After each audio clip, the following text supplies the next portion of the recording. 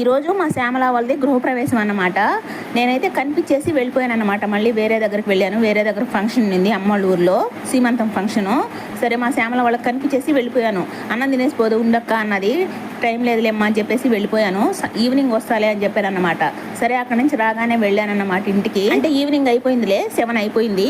ఇక అన్నం తినక్క అన్నది. నాకు వద్దమ్మ ఫుల్గా ఉంది, అందులోనూ అక్కడ కూడా ఫంక్షనే కదా, అక్కడ కూడా బిర్యానీ అదంతా తిన్నాను, బాగా ఫుల్గా తిన్నాను అన్నమాట. అది సీమంతం ఫంక్షన్ కాబట్టి నాన్ వెజ్ అన్నమాట, చికెన్ అదంతా ఉంటుంది కదా. సో ఫుల్గా తినేసి వచ్చాను అని చెప్పాను. సరే ఇంటికన్నా తీసుకువెళ్ళు అన్నది. ఇదిగోండి ఇదైతే తెచ్చానండి బిర్యానీ లేకైతే కర్రీ అయితే లేదు, మసాలా కర్రీ వేసుంటారు మధ్యాహ్నం. నాకు తెలిసి గుత్తొంకాయ కర్రీనో లేదంటే ఏదో ఒకటి వేసుంటారు, ఆలు కర్రీ అలాగా. గుత్తొంకాయ కర్రీ అయితే లేదు, కానీ అన్నం అయితే కొంచెం తెచ్చుకున్నా. అలాగే పప్పు, ఆకుకూర పప్పు, సాంబారు, ఇక ఇదేమో వడ, కొంచెం కాకరకాయ చిప్స్, ఇక ఇదేమో సుఖీ వేసారన్నమాట, పప్పు సుఖీ.